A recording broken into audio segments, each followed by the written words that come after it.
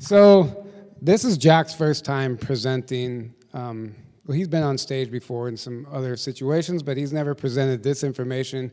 It's scary. It's scary to get up here and present a theory that really no one else believes in or agrees with, because I think you're just way ahead of your time as far as academia and other archaeologists and stuff. So I really resonated with what he's doing, and we had him on the show, and then I heard you on Robert Earl White's show, and I was like, wow, he's really stepping into his power. I said, I just felt called to have you come speak here. So I'm grateful to have you here, and I'm so excited for everyone to hear what you have to say. So welcome. Thank you.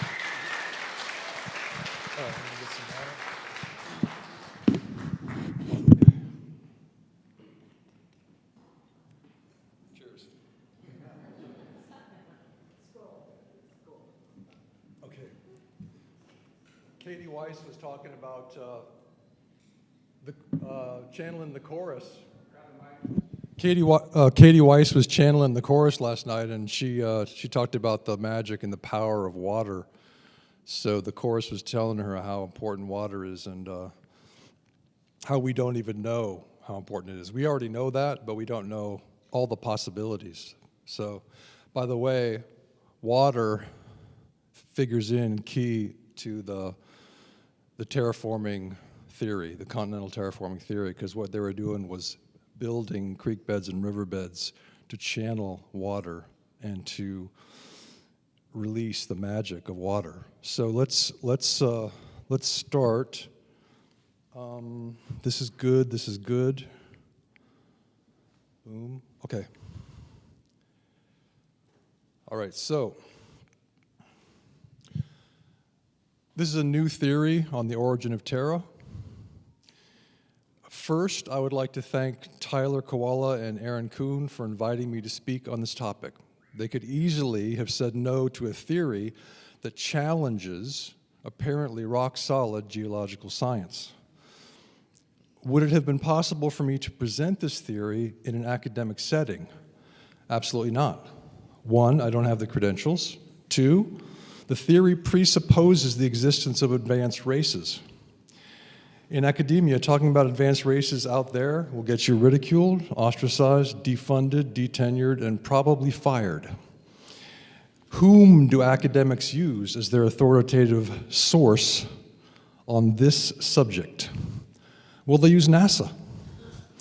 So, what does NASA have to say about the search for life in the universe? Here we go. Are we alone in the universe? So far, the only life we know of is right here on Earth. But here at NASA, we're looking.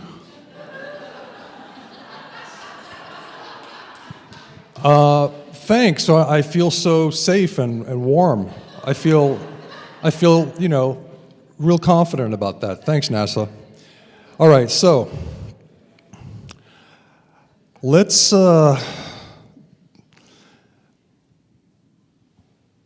go to, before I get to the rock, in quotes. I call it concrete, but I like the word rock too, as long as one can imagine that it's created by conscious intention. It's still a beautiful thing. A rock is a beautiful thing, whether it came into existence through natural forces or by intention. So, I want to start with Empedocles.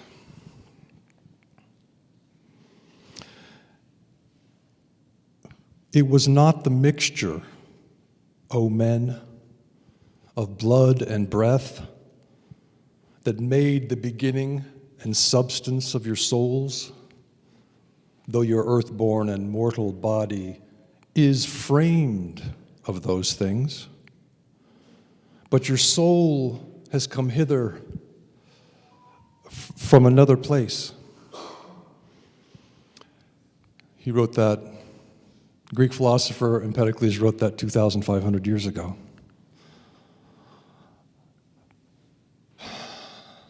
Greetings. You have come from many star systems, some of you have traveled from the future. Welcome to Grafton, Illinois. United States, North America, TERRA.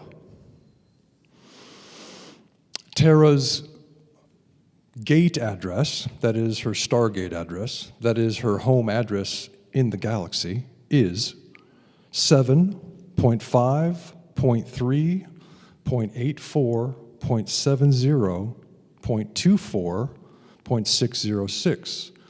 TERRA's local address is 606, Mars's local address is 605. We are said to live on the third rock from the sun. John Lear says there are 40 planets in our solar system, and the ones we can see are the ones that are not cloaked. So, we may not live on the third rock from the sun, and may I propose that we do not live on a rock. May I propose, that is, that we do not live on a planet that came into existence through natural forces. We do not live on an accidental planet. How would we know this? How would we know for sure if we lived on a planet that was natural or artificial?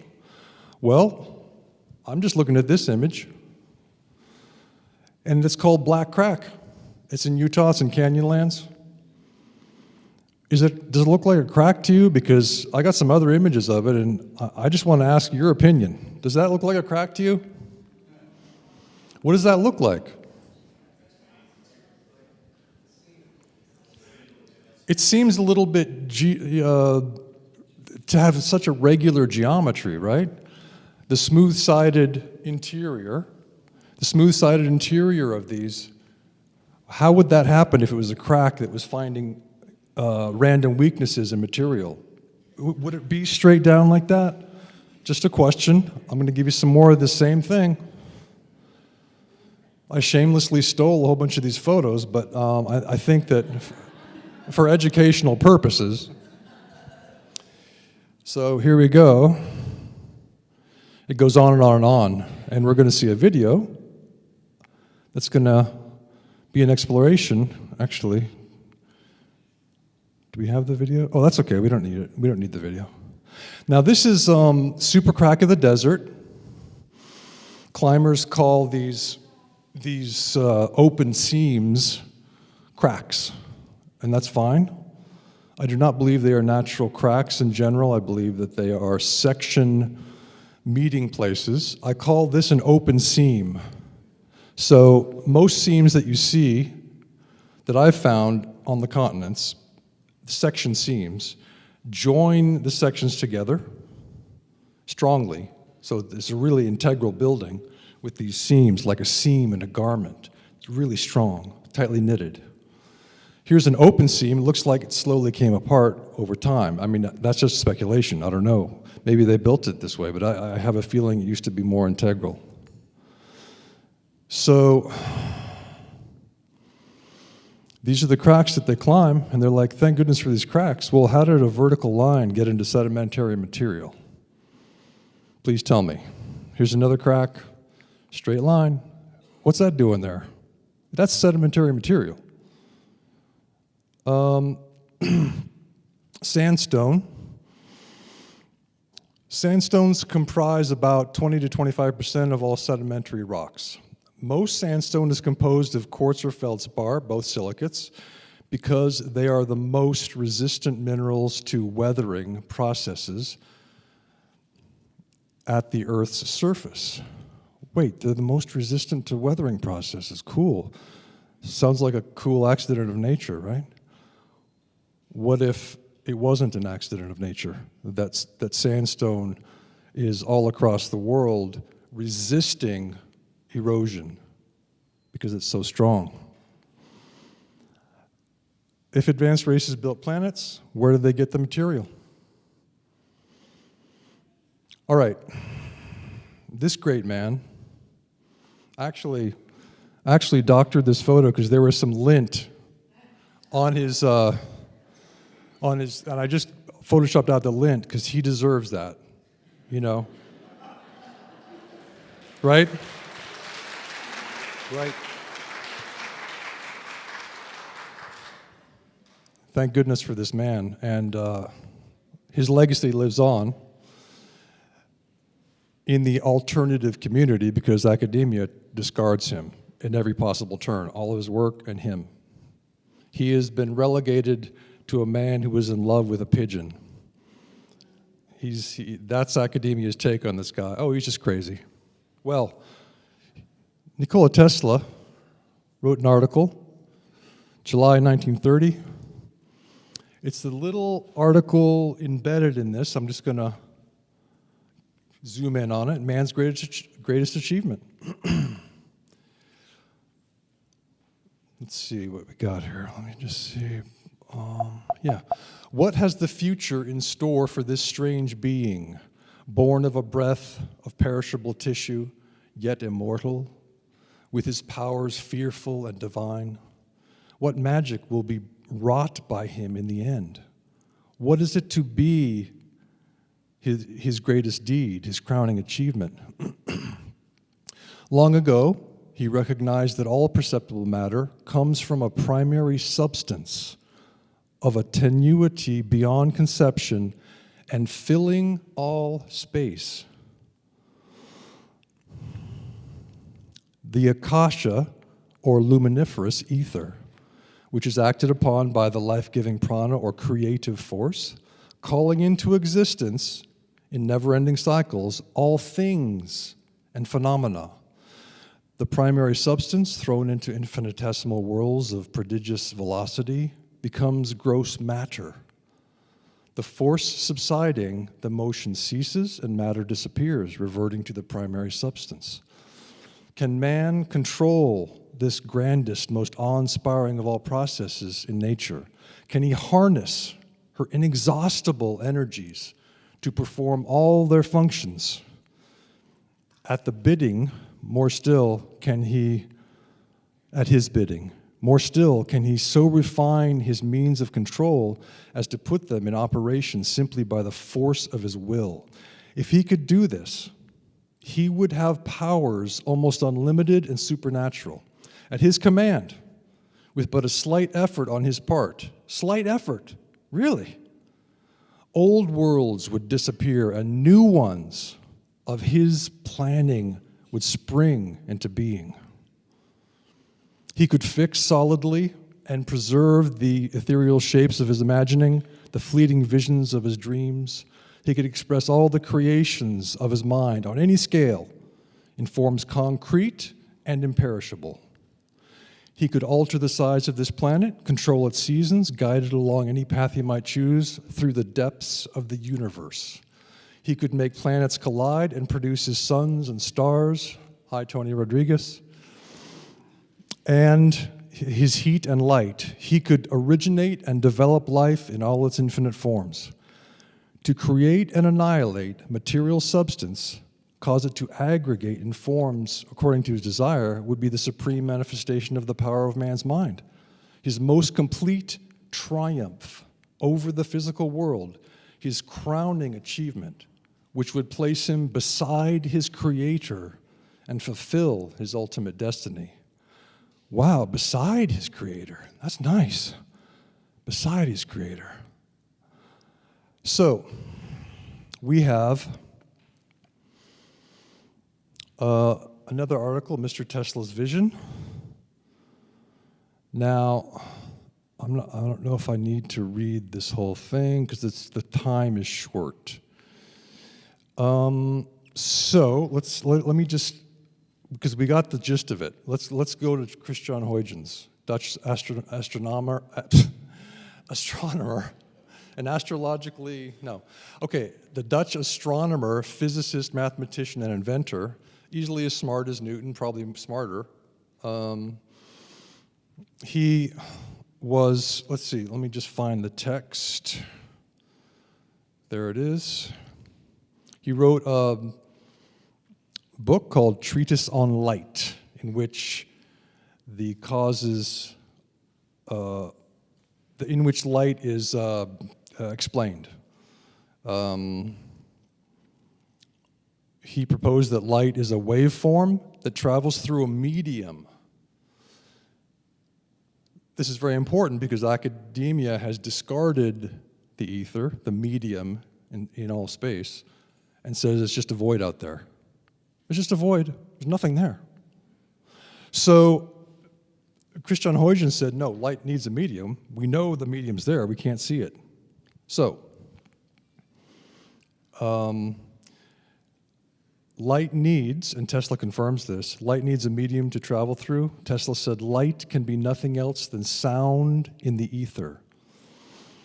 Sound travels through air. Without air, you don't have sound. You need a medium for light. They understood this back in the day. Modern day academia has suppressed this. It's just a void. There's no ether. There's nothing out there. Stay home, Truman, because it's really scary out there. There's no fabric to the universe, nowhere to stand. You have to stay home. All right. Now, James Clerk Maxwell,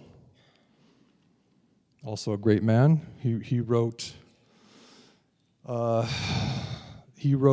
created Maxwell's equations, as we call them, and Tesla was a big fan of these equations. The equations talked about light, the electromagnetic nature of light, and he included the ether in his equations. So the ether has been discarded by academia, as I mentioned.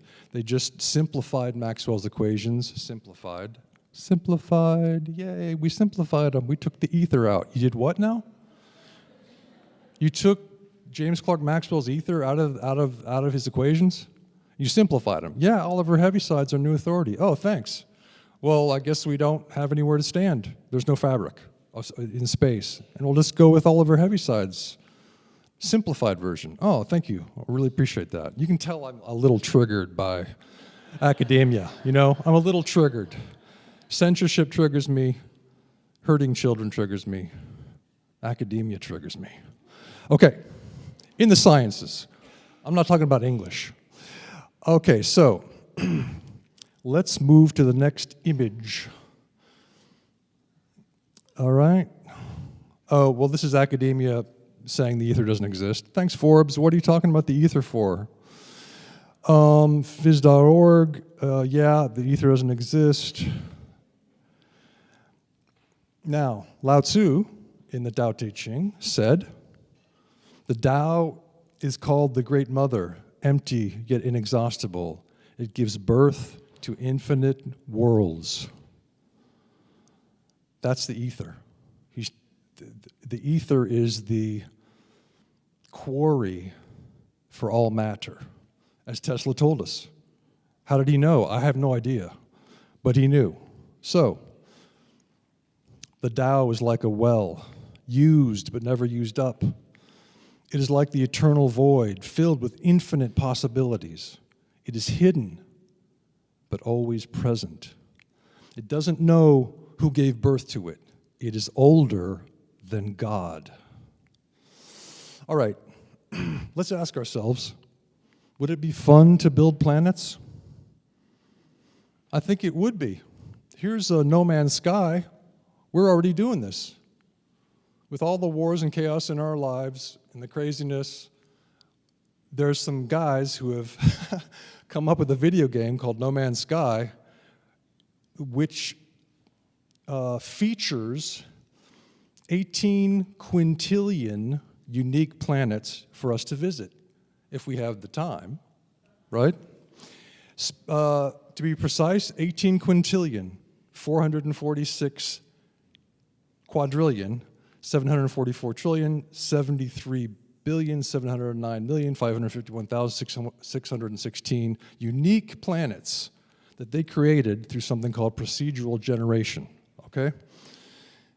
So why couldn't advanced races who are far, far, far beyond us do something like that? The world is frequency, the universe is frequency. They're dealing with frequencies. You know, these guys that created this video game. The advanced races could use frequencies to procedurally generate real planets, couldn't they? Just a possibility. I'm just a playwright. What do I know? Okay.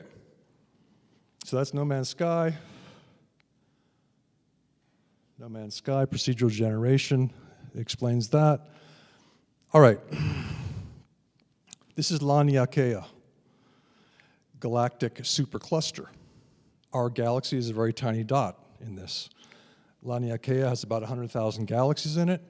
The number of galactic superclusters in the observable universe is estimated to be about 10 million. Wow, okay. No life out there, NASA? Okay.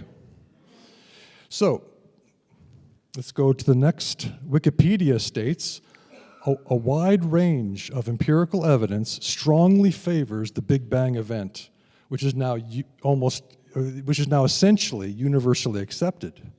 Now, none of what that sentence just said is true. There is not a wide range of empirical evidence that strongly favors the Big Bang event. And it is not now essentially universally accepted because there are a lot of authors who have written extensive, exhaustively documented books, like Eric Lerner, Wallace Thornhill, and David Talbot wrote theirs, The Electric Universe. Eric Lerner's is called The Big Bang Never Happened. There's Hilton Radcliffe. He wrote The Static Universe, by which he doesn't mean that there's nothing happening in the universe. It just means that it's not expanding. So the Big Bang gives us expansion, but there are really well-researched folks out there who've been writing about the static universe, the non-expanding universe, the non-Big Bang universe, for decades and decades and decades. So no, we don't all agree on this. There is no consensus. All right. Let's go to the next thing. Let's see if I can read this. The Big Bang was the moment 13.8 billion years ago when the universe began as a tiny, dense fireball that exploded. Most astronomers use the Big Bang theory to explain how the universe began. Isn't that wonderful? Everything came from nothing, so everything's fine, because that makes total sense. All right, here are these guys. I don't want to get too personal, but these guys are smart guys. Obviously, they're very, very smart fellows, and I respect their intelligence. I am curious as to why they're promoting the Big Bang theory. I don't understand it. There's no science behind the Big Bang. There is a few shreds of evidence that you could say were evidence for the Big Bang theory. Those are easily debunked by people like Eric Lerner, who wrote The Big Bang Never Happened. It's total nonsense. A 6-year-old, I'll just go on record, okay?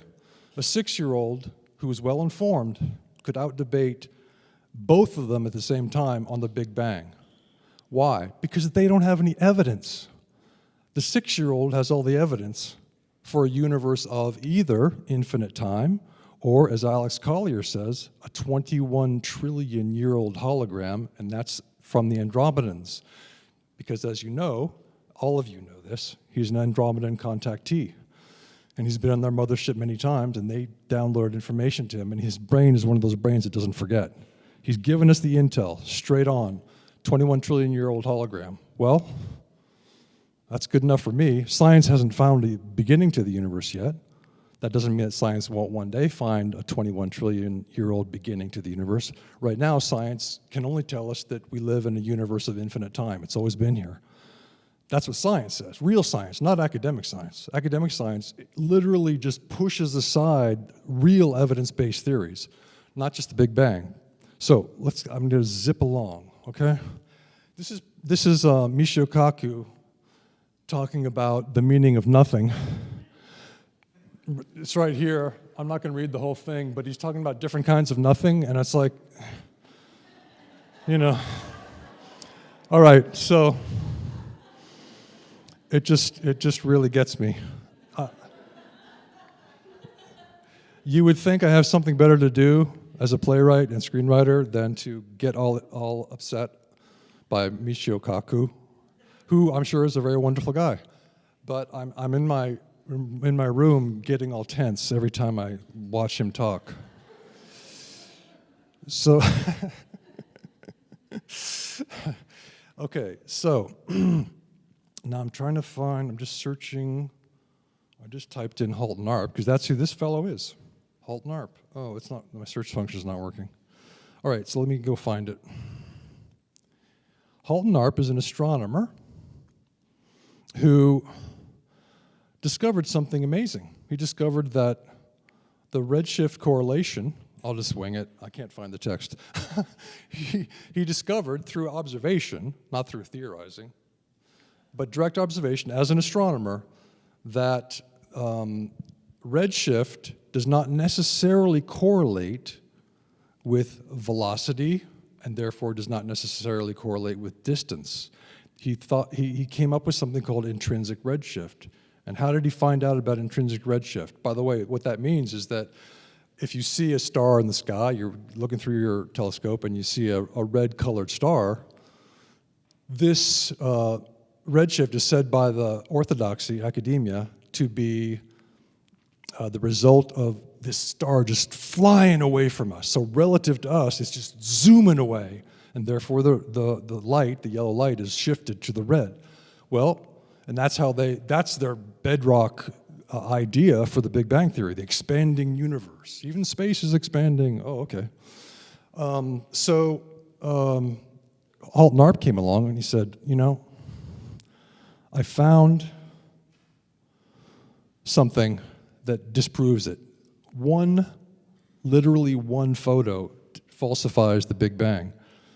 He was then excommunicated, defunded, and he couldn't get telescope time because he has evidence that shows that the Big Bang is total, utter nonsense.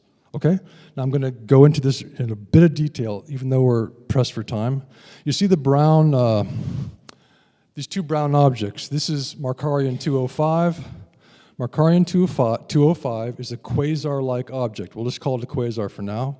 And this is a spiral galaxy. Let's see, NGC 4319. Now there's a little bridge that he on his own time highly contrasted the photo that NASA's Hubble site put up, which is blurred, darkened, and everything else. It's not a good high def photo. He just said, okay, even though you're giving us this blurry thing to hide the bridge between these two objects, I'm going to find that bridge with your image. So we high contrasted and got that. Now, I'm going to show you why that's really, really important. All this ties into the terraforming theory, I promise you. I know it kind of feels like you might go to sleep real quick, but I mean, I struggle with this stuff myself. But anyway, so there's his paper. This was written about, let's see, 87. How many years ago is that? 30 something, bunch of years ago. And it just said the redshift of these two objects. Let's see the two objects. Well, there's Hubble site's picture, and you're like, can't really see anything. You really gave us the lowest res thing. It's like 22 kilobytes. Thanks. Meanwhile, Hubble can see, you know, a dime on the other side of the universe. So, that's just I'm not serious about that. But anyway, so we haven't found the other side of the universe yet. It's probably a torus and it just goes around. But anyway, so we have these two objects. Because they're close to each other in the night sky, academia said for a long time, these are only, because academia found that the redshifts of these are so different, they said it's only apparently close to each other. They're not really close to each other. The one on the right, Markarian 205, has a much higher redshift. So it's zooming away from us super fast. This one, spiral galaxy, is much lower redshift. So it's much closer to us because velocity and distance are correlated according to academia. And it's all based on redshift. Well, what he found was the material bridge between those things, which shows that these two objects are connected. You can see the material bridge between the two objects, right? That's just from him high contrasting the thing again and putting some different colors in it. So we can see what they're trying to hide from us. You know, this really gets me that they're trying to hide the truth from us, you know. So because there is a material bridge, we know they're in exactly the same place in space. Halt-Narp's belief is that spiral galaxies birth quasars all the time because they're found next to each other all over the sky. And he's like, here's my theory, check it out. And academia says, you're fired, get out of here. We don't want evidence. We want our fairy tale. So that's the data in case you want to screen grab it when you're watching this at home. It's all there. Intrinsic redshift, it's all there. So let's go to the next thing. I don't want to get bogged down because there's so much to do. What's the time like, Tyler? There's no time.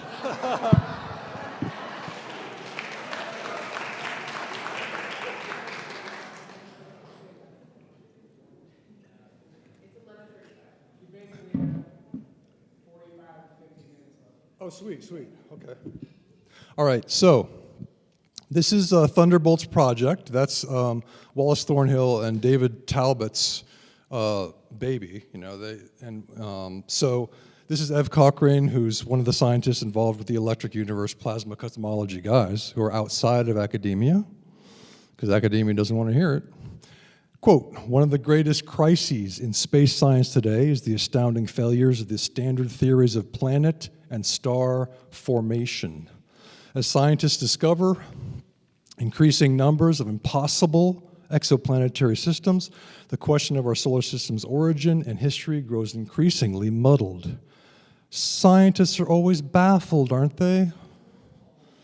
So here's what they call, well, this is what academia calls the protoplanetary disk. Their theory is that through gravitational accretion, planets are forming around a young forming sun.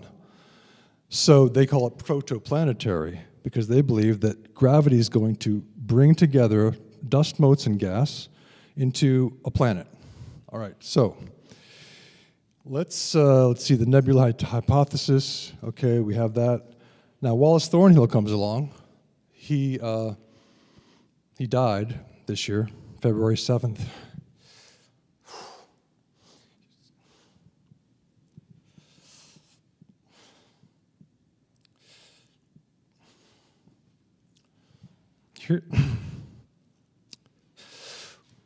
Here's his book, The Electric Universe. Okay? He proposes, he says, no one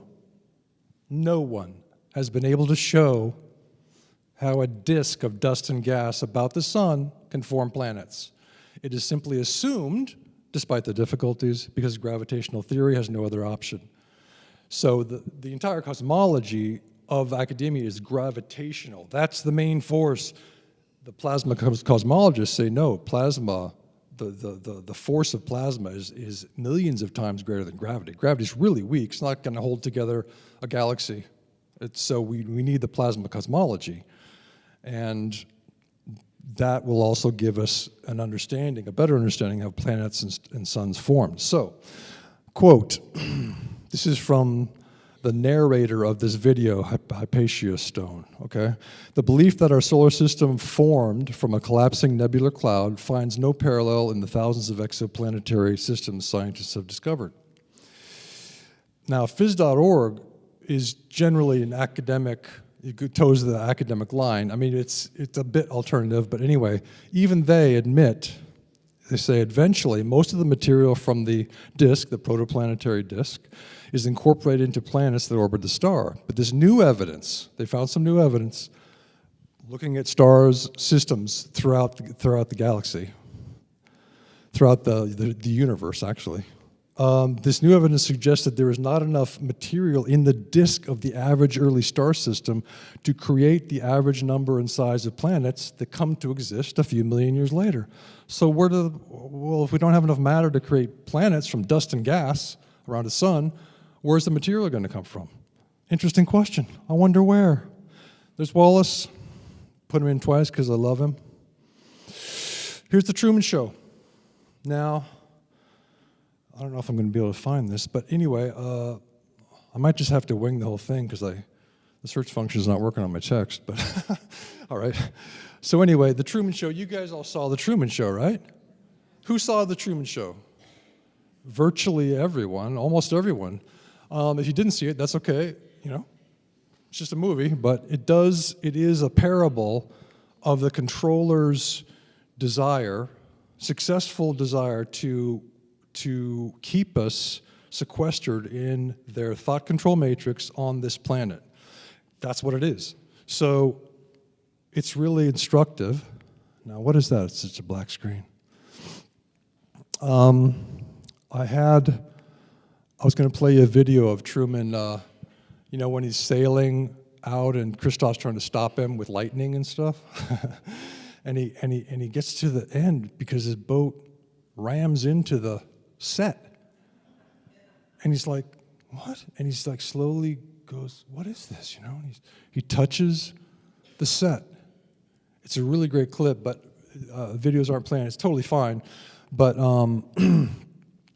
that's where we are. We're touching the edges of the set, all you people right here. You know it's a set. You know the thought control matrix is trying to keep you enslaved in so many ways, mentally and physically. And you are about to break through, okay? So that's where we are. That's fantastic. So we're on the verge. So this is, I'll just read it from here. Tahir Yaqub, he has a resume the length of 2 arms. He's done so much stuff. He's published, I think it was 120 peer-reviewed papers. He's fully, you could say he's fully orthodoxical in the sense that he's working within the system. But he says, let's see, he obtained his BA and MA in physics from the University of Oxford. Oh, that's nice. And a PhD in astrophysics from the University of Leicester. He has published over 120 research papers. Cool. Okay. Now, he says, let's see. I think my slide is out of order. Let's see. Okay, anyway, he says, let me go back to him. Actually, I have if I could find the thing. Give me 1 second. Categories of evidence, that's not it. Oh, that's way down there. Oh, there it is. Okay, here it is. Just by lucky accident, I found it. Okay. He says, quote, although debris disks, protoplanetary disks, have been directly observed in space, in parentheses, there's not a single case of direct observation of a planet that is unambiguously in the process of formation. There is no smoking gun. The evidence in support of core accretion, gravitational accretion of planets from dust and gas, is all theoretical. Well, if the evidence is theoretical, then there is no evidence. Evidence is not theoretical. A theory is an idea. So there is no evidence. And this guy should know. This guy, let's see, this guy should know. So, well done, sir.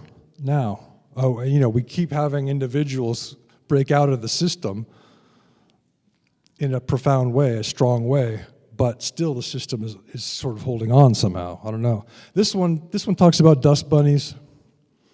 All right, so to make their theory palatable for the idiots who are the masses, idiots, that's how they regard us, they're going to call them dust bunnies. Who's seen dust in your home? Who's seen the dust clump into those dust bunnies that skitter under the bed or in the corner? Similar to what it was like in the early solar system. Wait, what? Wow, I didn't know there was a corner in space where dust bunnies were gathering. I didn't know there was a floor in space, you know? But dust bunnies, that's their metaphor, and it's in scientific papers. I read a bunch of papers on dust, and I'm not going to go into what they said because it makes me crazy. But anyway, assuming that everything they said was true, that's great. But universally, these papers on dust begin by saying we're looking for ways to support the Big Bang theory. in our experiment, we didn't really come to any great, support for it, but we think that, the next time we do it, we'll definitely have it, and it's to support the planetary disk theory. And so they're trying to support a theory before they begin. That's not even science. You don't support a theory, you don't go in with a theory in mind, you go in with a neutral mind, no mind, beginner's mind, and you look at the evidence and you go, which theory does this support? What theory can I create from the evidence? So, I know you guys are oh, thank you. All right, so that was the hard part. Whew. We got through it. I know it was boring. I'm sorry. I will continue I'm going to try to entertain you with some real stuff now. The etymology of tectonic. All right. So in 1867, I think it was, 1867? Yeah, 1887, okay. So in 1887, the meaning of the word tectonic was changed. Who changed it? I have no idea. I mean, words do change all the time, but I feel suspicious about this change. In the 1650s, back in the day, before the control system maybe came in to fix everything, tectonic meant of or relating to building or construction. Now you go, well, so what? Well, that means there's a builder. There's an actor. There's a carpenter, right? Builder, carpenter, woodworker, master in any art. Master in any art. Wow, tectonic adjective. From pi root TEKS, to weave, also to fabricate. So tectonic was talking about the artist, right? Now, the geological sense, which we have today, now means, from 1887 on, pertaining to the structure of the Earth's crust. There's no actor. They took the artisan, the carpenter, out of it, the carpenters.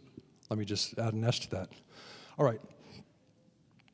Artificial planet, first stage, etheric 3D printing. Sounds complex, sounds weird.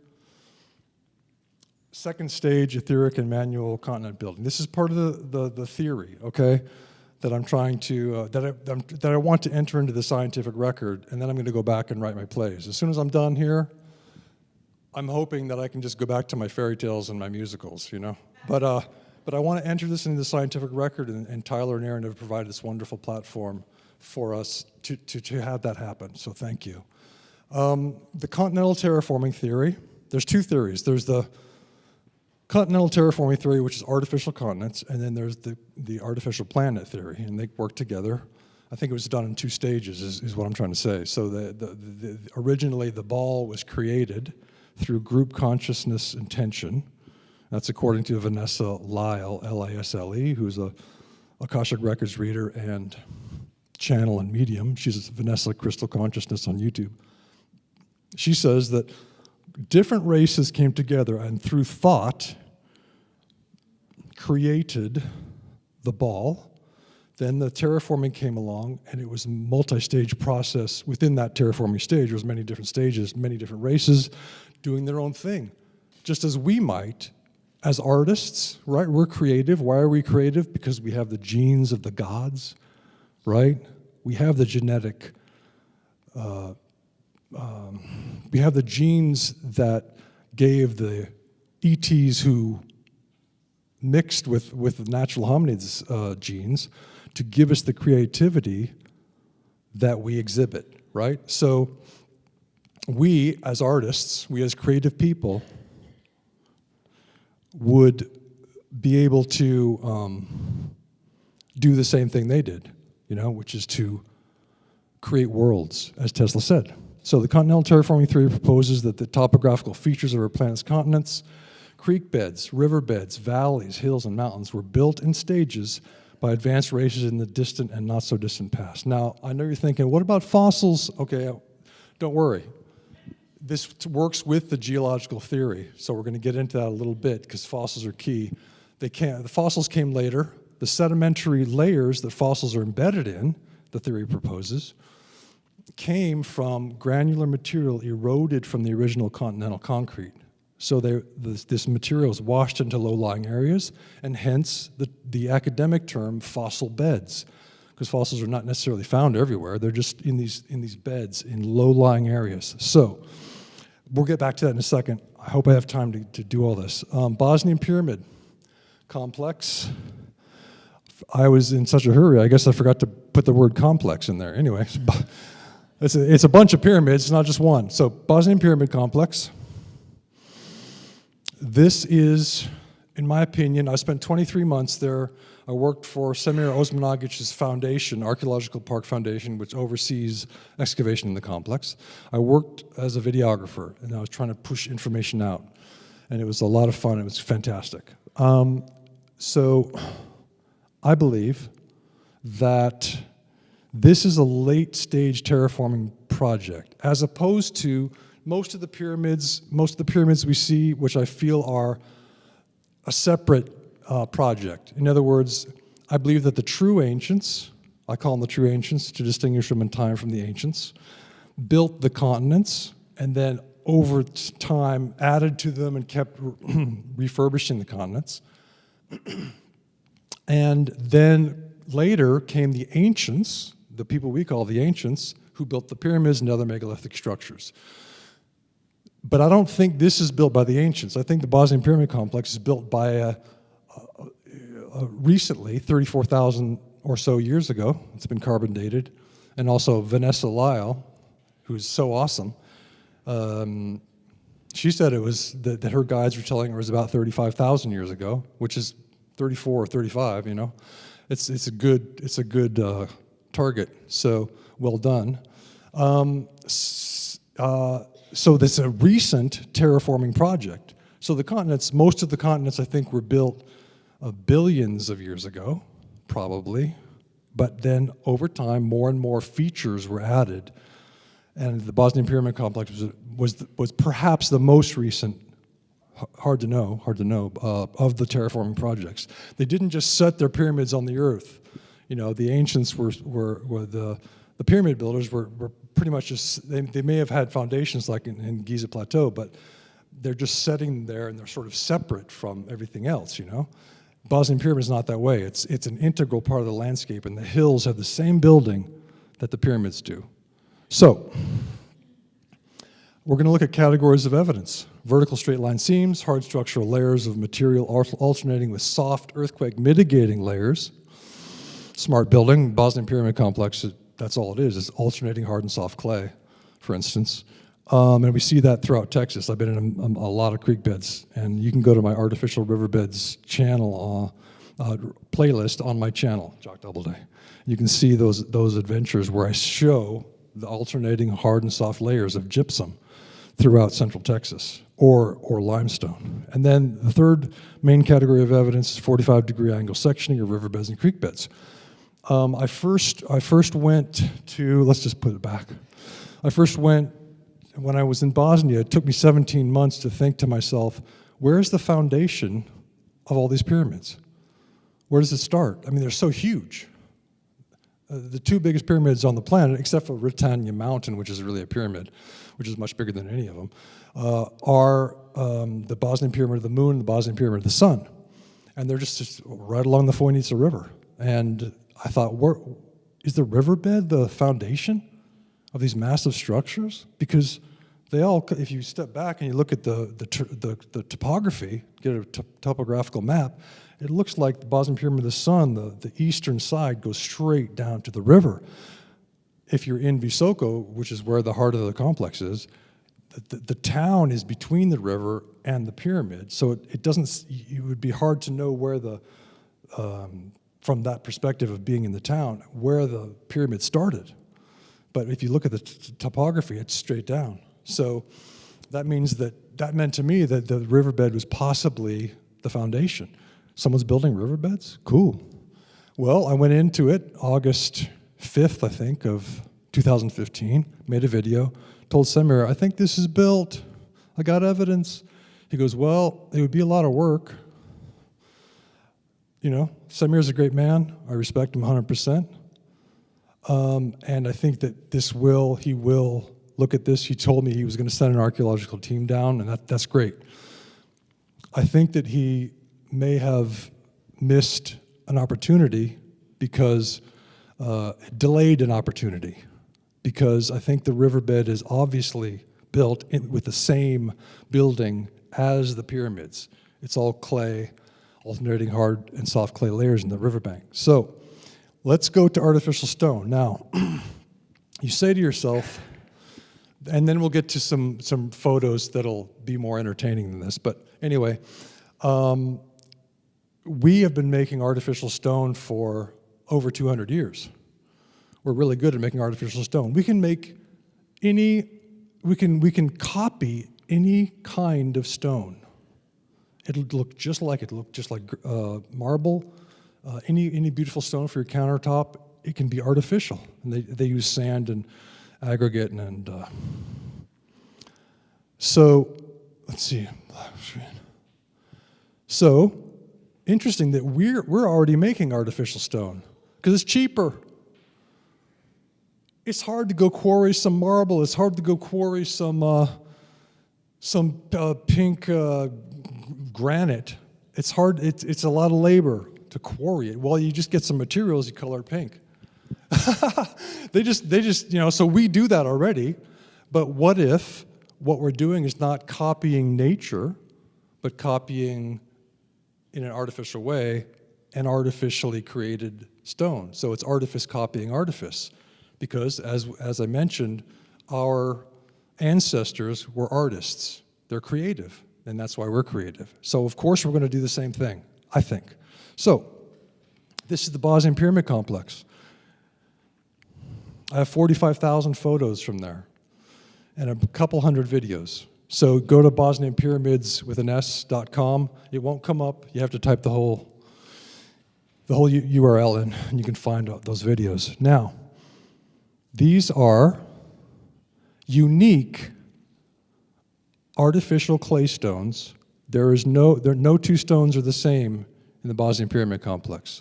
At least when I was there, no one had found two stones that looked identical. Every stone is unique. So they didn't use molds. They used art to shape each stone. This is astounding. Now, I found this on Osceola Hill. I went there 5 times. No one goes to Osceola Hill because, for reasons that I'm not going to go into. But I was really curious, and I was living in the complex for 23 months, and I was like, I'm going to go to Osceola Hill. Found this, brought it home, took some pictures. Okay, you can see, this means a lot to me. This stone means a lot to me. I call it Bosnian Rosetta Stone A. Sorry. I call it Bosnian Rosetta Stone A because that's the key, I think, to understanding who built the complex, because we have finger marks right here. 2 finger marks. Okay? Then we have, and actually it looks like there too. Then we have the thing that looks like a spatula mark, like a thin spatula. Now this is in addition to the texturing that you see on all the stones. All the stones are textured on top, deeply gouged. So there's a deep gouging, and then there's the fingerprints and the spatula mark, which could have been a finger mark. So because these look so much like fingerprints, my idea is that the size of the builders can be determined from those fingerprints. And so, because people are saying, hey, maybe giants built the Bosnian Pyramid Complex. Well, maybe they helped, but somebody with really small fingers is doing this, or some small spatula. It looks like detailed work. So that's an artificial clay stone, and there's hundreds of millions of these throughout the Bosnian Pyramid Complex, and they alternate with soft layers. And by the way, all the clay stones in the Bosnian Pyramid Complex, which are laid next to each other in a layer, soft earthquake mitigating clay below, soft earthquake mitigating clay above, centimeter of soft earthquake mitigating clay between each stone, those hard-baked clay stones are all inclined into the structure. So let's say I'm facing Bosnian Pyramid of the Sun. The stones aren't going to be level. They're going to be weighted inward to the center of the structure. So no matter where you stand, here's the other side of the pyramid, weighted inward, weighted inward. So, and that's what I found in South Africa too, in the hills near Michael Tellinger's complex. I went all the way around the hill. It was all weighted inward. How's nature doing that? Doesn't make any sense. So, inclined stones that are artificial. Now this is Texas. We're just going to zip along, okay? Because I want to keep you entertained. All right. I made a video for you guys. I made a really nice, poignant video for you guys, but I scripted it, which I never do. And the scripted feeling of it didn't come off well, so I just said, I'm not going to use the video. But on the way back to the car, I saw this. And this straight line goes through about 20 soft, chalky, sedimentary layers. How's that happening? Someone tell me. Some geologist, can you write me and tell me how, in God's name, that straight line is happening through sedimentary material? How does nature have a mechanism for putting a straight vertical line through what should only be horizontally structured material? If that's a crack, how is it so straight? They have to say it's a crack. There's no other option. They call them joint fractures. Well, that's an oxymoron. A joint cannot be a fracture cannot be a joint. Every joint, whenever a geologist talks, every joint, every time he says the word joint, he means a fracture. That's literally how it's defined. A joint is a fracture. So that's insane. If you went to a carpenter and you said, I need a fracture right here on this table that you're making for me. He said, what do you mean? I don't make fractures.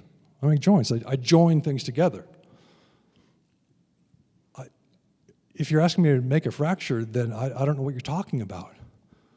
So, and yet that's what academia is telling us is happening across the surface of the continents, that everything is a fracture, even though the lines are straight, vertical straight lines. Okay, some more stuff. A joint is a break. Fracture. Wait, a joint is a break? Are you insane? I don't mean to be rude, but geologists, what are you talking about? So let's see it again. Let's see, let me read it over here. A fracture, a joint is a fracture in a rock. Say what? A joint is. Okay. Here's joint. A joint is a break, fracture of natural origin. Oh. Thanks, Wikipedia. Appreciate it. All right, so this is what Wikipedia calls a fracture, a joint fracture. This is what geologists in academia will tell you is an accident of nature. Now, this is igneous rock. Whether it's igneous, whether you're looking at igneous or sedimentary rock, there should be no straight line seams that go vertical. And in igneous rock, there should be no straight line seams anywhere, horizontal or any direction. It's molten. So, this is in molten rock.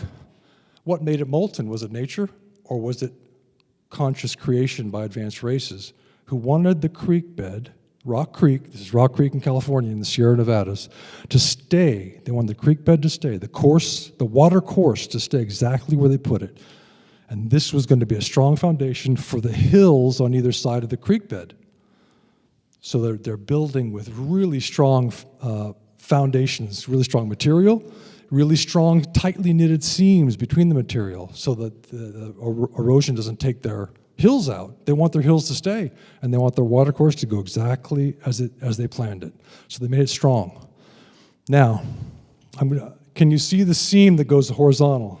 I'm looking straight down. I'm looking down at it in this photo. So we've got 3 photos. This is the same seam. I'm just going along it, showing you how long it goes. It's not perfectly straight, but what is it doing in molten material? Now, that's a fairly short one compared to the 30-meter long seams that I saw in Rock Creek, which, and you'll see this later if we have time. Let's say that the river is running straight down the aisle there. The creek is running straight down the aisle. Well, they built with 45-degree diagonal sectioning. So all the seams in Rock Creek that I found went all the way across the riverbed with 45-degree angle sectioning. I found that in Texas. All the creek beds in riverbeds that I've explored have exactly the same thing. You can find those videos on the Artificial Riverbeds playlist. Now this is Wyoming. I call this video Beautiful Nonsense because, again, in the video I'm slightly triggered by geology because they're telling us that this is sedimentary layers. Okay, well, why is there a straight line that goes through the sedimentary layers, geologists? And it's tightly knitted. It's not breaking apart. This is a seam, like a seam in a garment. They want us to think that all garments fall apart. They're falling apart because they have a line in them. No, they're not. They're joined. The sections of your coat, of your shirt, of your dress, they're joined together tightly to last. And that's what they wanted. I think the ancients and the true ancients who built the continents wanted their structures to last. That seems to be the theme. Now, earth science has 74 subdisciplines. Geology is one of them, and underneath that one there's 10 subdisciplines. Complex things going on. Geology would tell us that this cube on the Pedernales River in Texas is natural. It's just a natural section that came out, so don't worry about it. Seriously, don't worry about it. We'll just get closer. I always like to get closer, just to see what's happening. I just want to see. I just want the evidence. So there's that, one of the sections that came out. Okay. Now, important point. If you can, I'm kind of breathless. I hope I'm not going either too fast or too slow for you. I want to keep you with me. This is hopefully more interesting than the beginning. Asymmetrical sectioning. So this is super important. The continent builders, obviously, once you ask the question, is what I'm looking at natural or artificial on the terrain of your planet, then you go, interesting, it could be artificial. And then you go, but there's these asymmetrical sections. Some are small, some are big, some are angled this way, some are angled this way. And then you think to yourself, wait a minute, what's the best building? What's the strongest building? What's the most long-lasting building?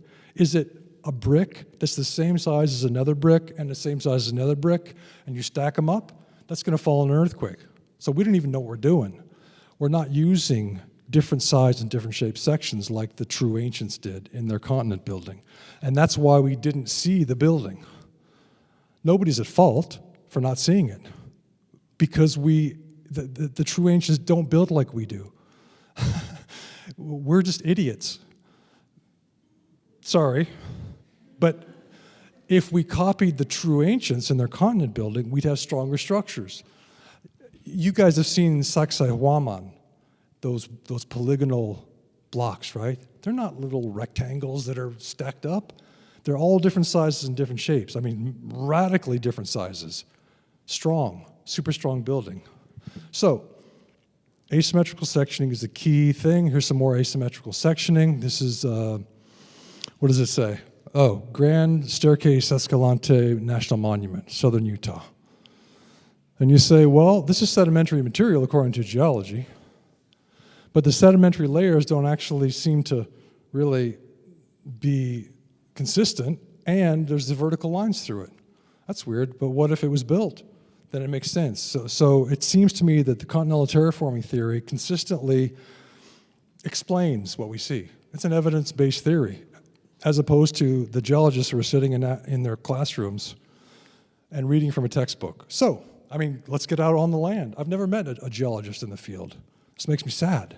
I've never met a geology student in the field. It's just me. I'm a playwright. What am I doing there? I don't know. I don't particularly want to be there. I love the adventure. I love hikes. I love going out into nature, but I don't want to be doing this. Someone else should be doing this, the geologists. So, or let's say the archaeologists, because if Earth is an artifact, then it comes under archaeology. They should get together and figure this out. Okay, more vertical sectioning through sedimentary layers. Everything's in quotes in geology, okay? This is, you all know Julie Ryder. Let's give her a hand. Julie Ryder, Montana megaliths, right? Great woman, and her husband, Bill. I went up there, I met them. They're fantastic. She invited me to come up, and I hesitated for a couple of years, but eventually I decided to go, and it was really fantastic. So, what is this? How is geology going to explain this? Geologists, please write me. I'll take time off from writing my fairy tales to read your email. Tell me how this is happening. Straight line, vertical seams that go through many different layers of igneous rock, but they're not really layers. The layers don't match, you know. They're different. So I think what we could say that the true ancients did, and this might actually be I don't know if it's the true ancients Continental building project here in the Montana megaliths, or if it's a later project. It might be a later project by the ancients. Great. Either way, they're smart, but all of them are smart. So they created a layer cake, one section.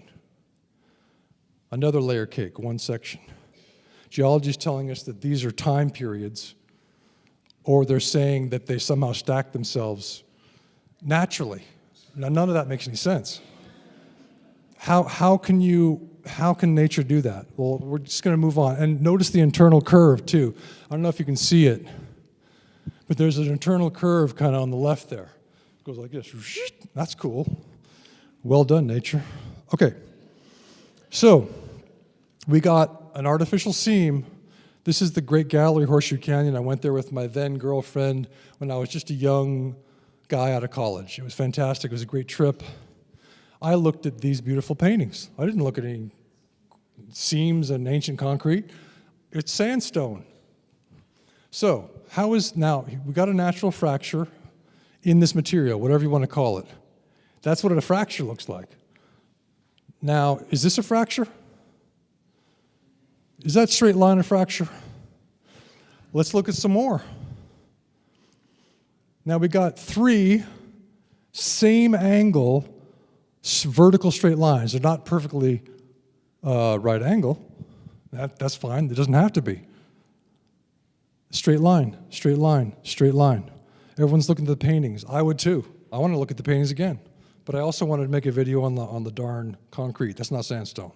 It's sectioned concrete. We haven't been able to see this because we have simply been told that it's natural. That's it. So, I mean, there's no advanced races except for us. We didn't build it. We didn't build that or this, right? We didn't build that. So it must be natural. It's got to be a crack. So the premise is the problem, that we're the first advanced race in the universe. So, vertical straight line seams. Here it is, zoom. Everyone's looking at the door. Look at that door somebody made, it's amazing. No, look at the friggin' seams. They're straight. So they laid it down left to right. Did they do it manually? Probably not. They probably 3D printed it or something like that. Tyler likes that idea. He's really into it. And thank goodness that Tyler likes it. Because I really wanted to enter this theory into the scientific record in a formal way, so I dressed up for the occasion. I don't wear a suit, but I dress up for ancient history, okay? So, this is the Great Pyramid. The capstone was stolen. By who? I don't know. Was it a gold capstone? Was it a crystal capstone? So we find the capstone's gone from all the pyramids. Sad. But we have a look into the interior of the Great Pyramid. Fantastic. So this guy did these drone shots recently, and I'm stealing his photo, and thank you. For educational purposes, we'll just look at it. Now, what do you notice about these blocks? Now this is the ancients. This isn't the true ancients.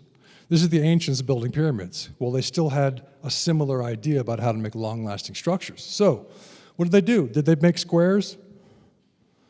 Do those look like bricks or squares that are one mold, one size?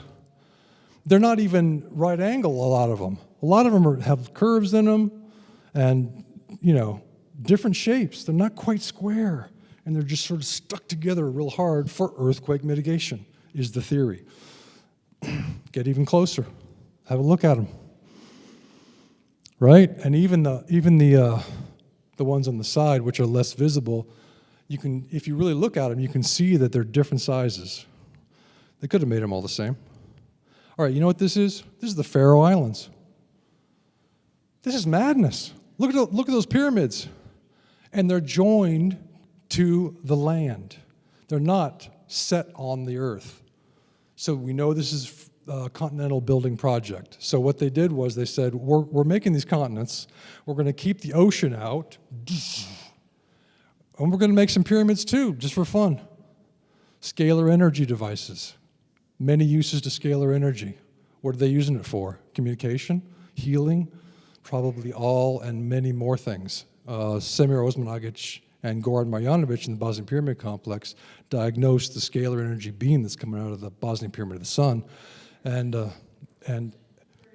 this is Faroe Islands, which is it's in the middle of nowhere, in the middle of, I think it's the North Sea.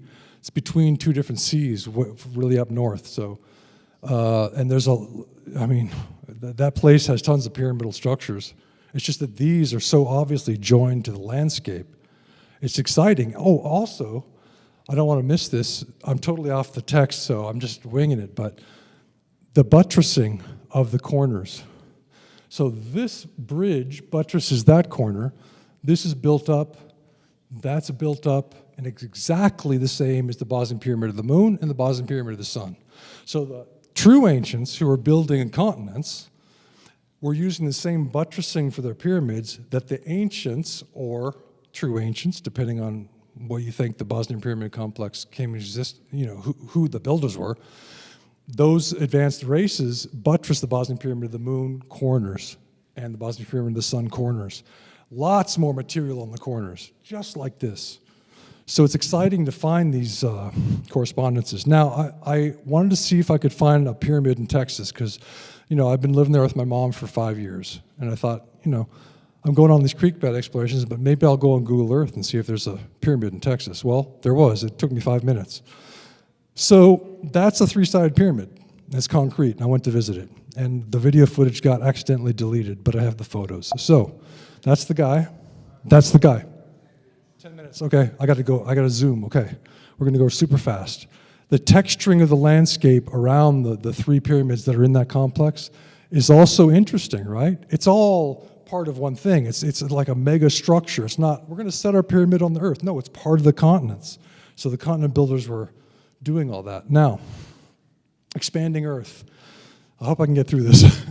All right. So James Maxlow wrote 5 books on the expanding Earth. Super important because geology never knew what to do with the young seabeds. These seabeds are only a few 100 million years old at the oldest. They radiometrically date the stuff, and radiometric dating is really strongly is a strong science. So I was looking for weaknesses in dating. I couldn't find any weaknesses. So, but anyway, here's the mid-ocean rift. That's where the volcanic material is coming up, and the volcanic material is spreading the seabeds apart. And geology comes along and says, well, the Earth's not expanding even though the seabeds are growing. Wait, what? It's not? Yeah, it's being subducted. The plate's going to subduct under another one because that plate's so friendly, it will just go under. Isn't that wonderful? Well, it's total nonsense. It makes no physics sense. It makes no physics sense. If 2 plates come together, they create rubble. They don't go, oh, thank you. I'll get recycled so that the seabed can stay the same size so that we don't have an expanding Earth. Why does academia not want an expanding Earth? You got me, except that their general rule is don't tell the slaves the truth. Okay, so we can see the stretch lines in the seabeds, right? Pacific Ocean floor, stretch lines from the expansion. And it does what it should do if you're expanding a globe, which is the lines are going slightly different directions. Kind of down, kind of straight over.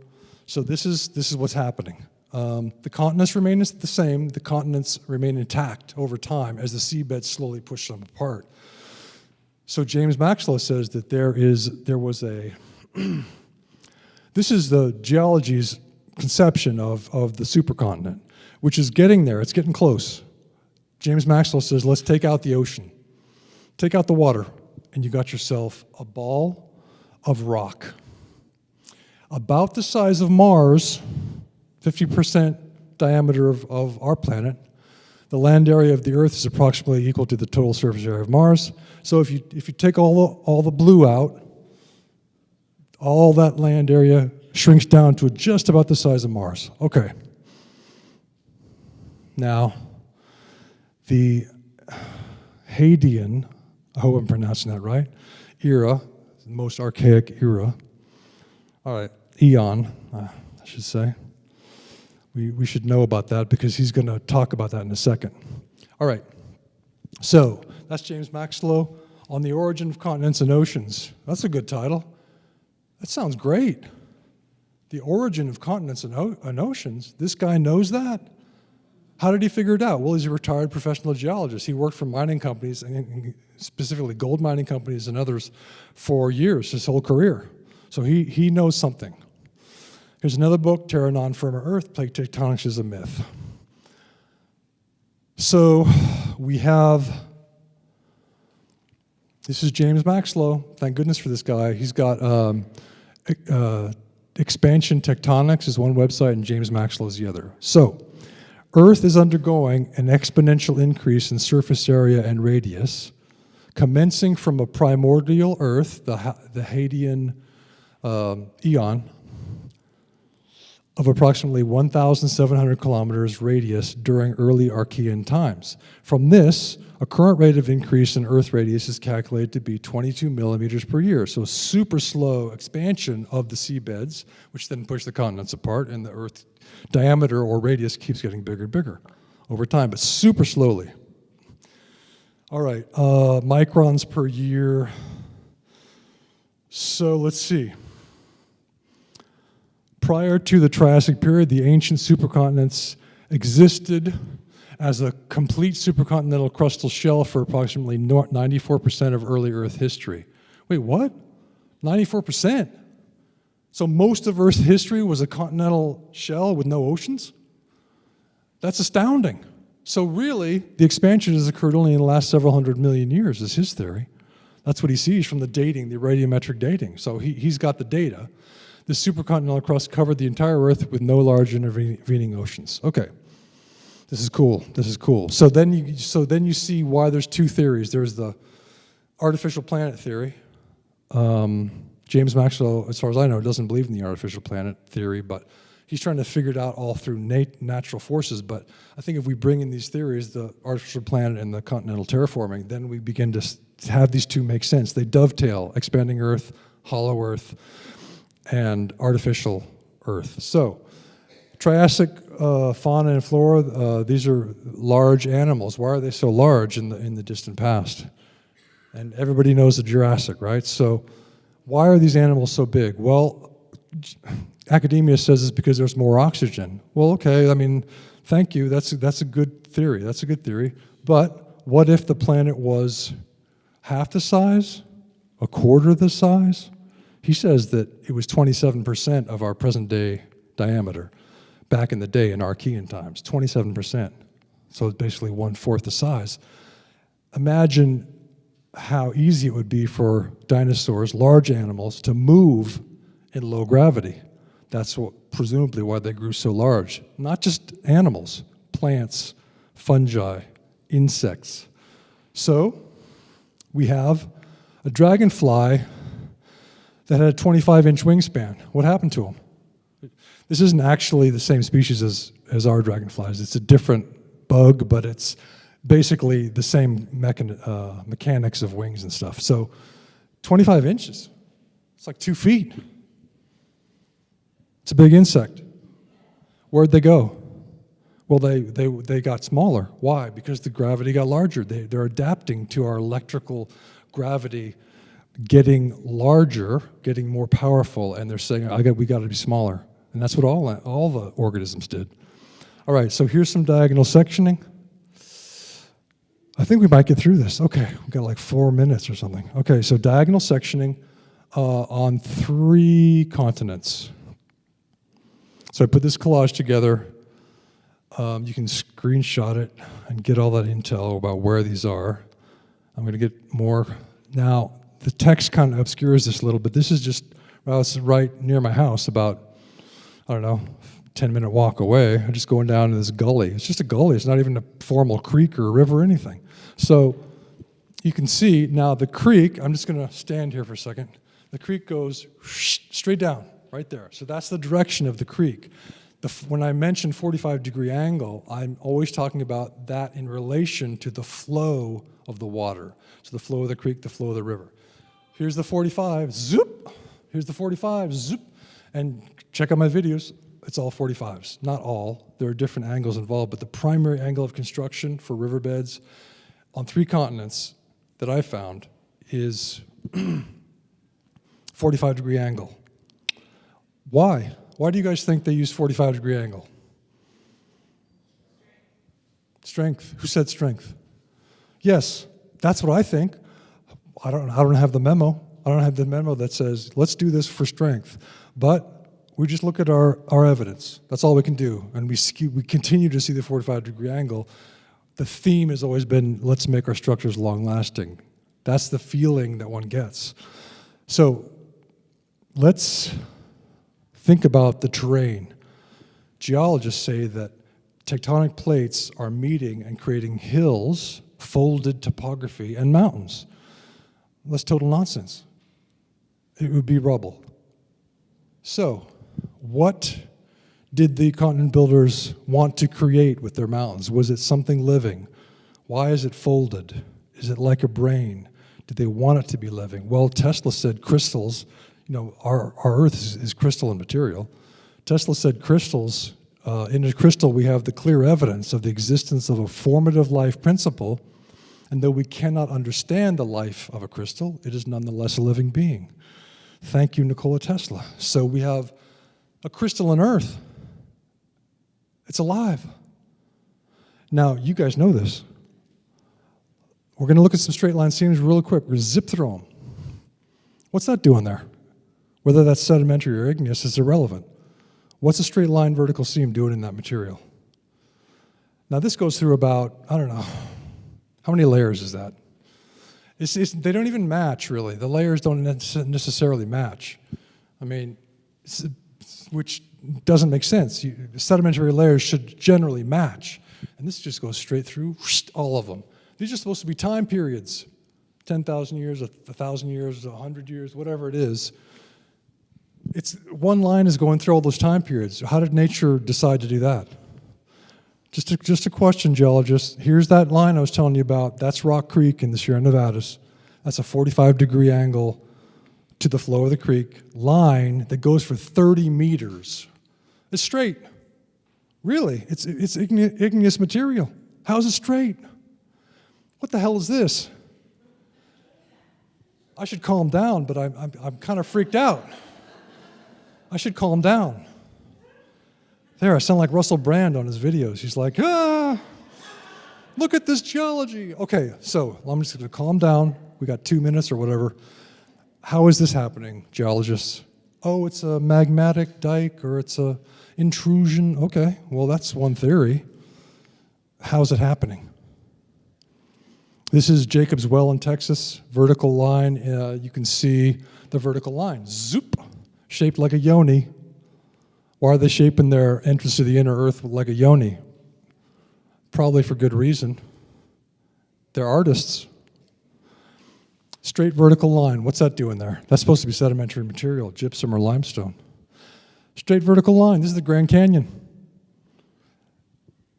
Probably that Grand Canyon was formed by plasma discharge in a few minutes, maybe in a minute. And all that material was thrown up into space as the Mars, probably, discharged onto that area and just took out all that material. You can see it from above. It's totally jagged. It's not like, oh, we're going to erode this with water very softly. No, it's jagged and clearly some kind of, it just cut through the continent. So we can see the building. This is fantastic. Fantastic. We can see the vertical line. What's it doing in sedimentary material? Here's some polygonal columns, and you see this all the time. You see these cool photos, but what about the layering? How is this, even if you believe that this could happen naturally, these columns, polygonal columns, how is it layering itself as it goes up? Regular layers? Weird. I mean, I don't want to question orthodoxy, but here's a crack, by the way. This is really near my house. An oak tree fell on this. You never see cracks, real cracks in this material. It's so hard. They built to last. This oak tree fell on this and cracked it, so now we know what a real crack is. That's a crack. That's not a seam. That's a broken section because a tree fell on it, a huge oak tree. Inclined layers. Well, we got to keep the ocean apart from the land, so let's and then make it strong. Incline it into the structure. Okay, just like Bosnia. Cool. Same thing, South Africa, right near Michael Tellinger's compound. I just went out the last day I was there. I made some videos with him, and then the last day I went on my own, and I looked at some hills. They're all inclined into the center of the structure. See the steep inclination of that stuff? Man, oh man. Okay. Bosnian Pyramid Complex, again, alternating hard and soft layers, earthquake mitigating, structural to keep the soft layers in place over time. Inclination, it's weighted inward. It's strongly weighted into the structure. All the structures are that way in Bosnia, in the Bosnian Pyramid Complex, strongly weighted in. Okay, fossils. I can't go into it because we have no time, but fossils were used, I'll just say it in one sentence. Fossils, I believe, were used by the true ancients who built the continents to harden, to make their material even harder than it was. We have this quote, fossils are often more resistant than the surrounding rock, which is known as the matrix. Really? So maybe they're chucking in fossils, and that helps us, in the multi-stage process of continent building through time. Oh, life has appeared on Earth, brought here, okay, or evolved. Either way, both. Life is here. We got shelled organisms. We, the true ancients, are going to chuck some calcium carbonate, which is a glue, and that's why the organisms use it, into the surface of our concrete to keep it even harder than it would have been. Wow, cool. I just found that just a few days ago. So I'm going to just quickly end with this. On the same note, calcium carbonate, Semir Osmanagic, who discovered the Bosnian Pyramid Complex, he also created Stone Spheres Park. He just made a beautiful park where these stone spheres happen to be. So one of his workers found this massive sphere, it's the megasphere, and they uncovered it. Now, he did samples of the stone spheres versus the natural material the stone spheres were in. What he found was that the stone spheres were missing an element. The quartz had been taken out. So the silicon dioxide had been taken out, and in place of it was a hardener, manganese, and a glue, calcium carbonate. So the seashells know exactly what the ancients knew. Calcium carbonate is going to keep your structure glued together, keep it strong. So these have lasted through the ages. So calcium carbonate's a key. So there's that. Tyler, I see you coming up. Check out my article, Megasphere. There it is again, pretty big, huh? That's one of 80 balls. A bunch of them went down to the ocean in a big flood. But that's the biggest one, and guess who ignored it? Archaeology Magazine. I wonder why. How come there's a moratorium on Bosnian archaeology since the discovery of this in Archaeology Magazine? I've documented that.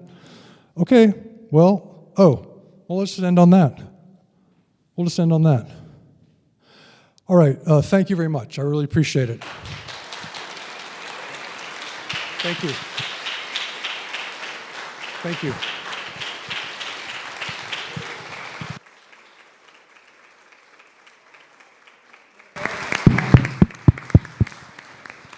Thank you so much. That was incredible. That was incredible. Makes sense to me. Of course. Guys, let's go enjoy some lunch. We're going to be selling T-shirts for $5 off. And don't forget silent auction, raffle, and we'll see you back here at 2:30.